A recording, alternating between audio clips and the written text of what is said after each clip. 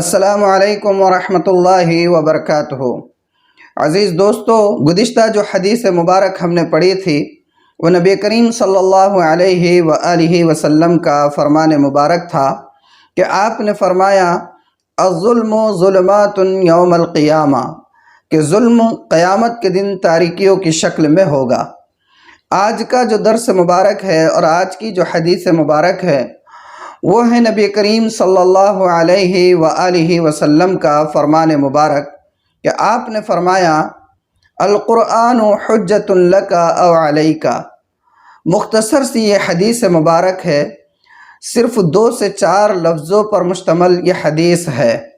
میں اس حدیث مبارک کو 2-3 مرتبہ دہرا لیتا ہوں، آپ بھی میرے ساتھ ساتھ دہراتے چلے جائیں تاکہ یہ حدیث مبارک آپ کو آسانی کے ساتھ یاد ہو جائے۔ حدیث مبارک کے الفاظ ہے القرآن حجۃ لک او علیک، القرآن حجۃ لک او علیک، القرآن حجۃ لک او علیک۔ ترجمہ اور مطلب اس حدیث مبارک کا یہ ہے کہ یہ قرآن کل قیامت کے دن یا تو تمہارے حق میں گواہی دینے والا بنے گا یا تمہارے خلاف گواہ بن کر کھڑا ہوگا۔ یہ قرآن کل قیامت کے دن یا تو تمہارے حق میں گواہی دینے والا بنے گا یا تمہارے خلاف گواہ بن کر کھڑا ہوگا۔ قرآن کریم کی جو مضامین ہیں، اگر ہم قرآن کریم کی تلاوت کرتے ہیں اور اس کے مضامین پر، اس کی ہدایات پر عمل کرتے ہیں اور اپنی زندگی کو اس کے مطابق ڈھالتے ہیں تو انشاءاللہ یہ قرآن کریم کل قیامت کے دن ہمارے لیے گواہ بن کر کھڑا ہوگا۔ اور اگر خدا نہ کرے ہم نہ قرآن کریم کی تلاوت کرتے ہیں اور نہ ہی اس کے مضامین پر اور اس کی ہدایات پر عمل کرتے ہیں تو اللہ نہ کرے یہ قرآن کل ہمارے خلاف گواہ بن کر کھڑا ہو جائے گا۔ اللہ ہماری اس سے حفاظت فرمائے۔ حدیث میں آتا ہے کہ نبی کریم صلی اللہ علیہ وآلہ وسلم نے ارشاد فرمایا کہ یہ قرآن کل قیامت کے دن اللہ تعالیٰ کے سامنے اپنے پڑھنے والے کی سفارش کرے گا اور یہ کہے گا کہ باری تعالیٰ، میں نے اس بندے کو رات رات بھر سونے سے روکے رکھا، یہ بندہ راتوں کو اٹھ کر مجھے پڑھا کرتا تھا۔ ماشاء اللہ، کیا مبارک ہے وہ لوگ جو راتوں کو اٹھ کر قرآن کو اپنے ہاتھوں سے پکڑتے ہیں، اپنی آنکھوں سے قرآن کا دیدار کرتے ہیں اور قرآن کو اپنی زبان سے پڑھتے ہیں۔ ان سے زیادہ مبارک کون لوگ ہو سکتے ہیں؟ اللہ تعالی ہمیں بھی یہ سعادت نصیب فرمائے اور ہمیں ان میں شامل فرمائے۔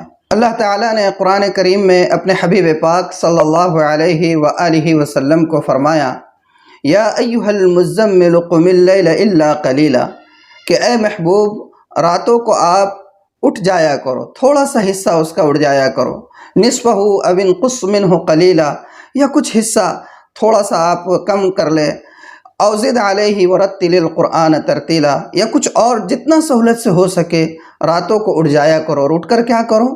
فرمایا ورتل القرآن ترتیلا، کہ قرآن کو ٹھہر ٹھہر کر پڑھا کرو۔ تو اللہ تعالیٰ اپنے حبیب پاک کو حکم دے رہے ہیں کہ راتوں کو اٹھ کر جتنا ہو سکے تھوڑی رات کا تھوڑا سا حصہ یا زیادہ حصہ یا جتنا سہولت سے ہو سکے راتوں کو اٹھ کر کھڑے ہو جایا کرو، یعنی نماز پڑھ لیا کرو تہجد کی۔ اور اس میں اللہ تعالیٰ حکم فرما رہے ہیں ورتل القرآن ترتیلا، کہ قرآن کو ٹھہر ٹھہر کر پڑھا کرو۔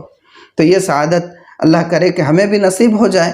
حدیث پاک میں آتا ہے کہ نبی کریم صلی اللہ علیہ وآلہ وسلم نے ارشاد فرمایا کہ اگر کوئی بندہ نماز پڑھتا ہے تو وہ ایسا ہے جیسے گویا وہ اللہ تعالیٰ سے ہم کلام ہو رہا ہے۔ نماز پڑھ رہا ہے تو وہ اللہ تعالیٰ سے جو ہے راز و نیاز کی گفتگو کر رہا ہے۔ لیکن اگر کوئی بندہ تلاوت کلام پاک کر رہا ہے تو آپ نے فرمایا وہ ایسا ہے گویا اللہ تعالیٰ اس سے بات کر رہے ہیں۔ کتنی بڑی بات ہے کہ ہم راتوں کو اٹھ کر قرآن پڑھ رہے ہوں اور ایسا ہمیں بھی خود محسوس ہونے لگے کہ ہمارا پروردگار، ہمارا خالق، ہمارا رازق ہم سے خود باتیں کر رہا ہے۔ یہ سعادت اللہ تعالی ہمیں نصیب فرمائے۔ تو مختصر سی حدیث مبارک ہے القرآن حجۃ لک او علیک، کہ یہ قرآن یا تو تمہارے حق میں گواہ بنے گا یا تمہارے خلاف گواہ بن کر کھڑا ہوگا۔ اللہ تعالیٰ اس قرآن کریم کو ہمارے حق میں گواہ بنائے اور ہمیں ایسے اعمال کرنے کی توفیق عطا فرمائے کہ ہم اس قرآن کریم کو اپنے حق میں گواہ بنانے کے قابل بن جائے۔ اللہ تعالیٰ عمل کی توفیق عطا فرمائے۔ والسلام علیکم ورحمۃ اللہ وبرکاتہ۔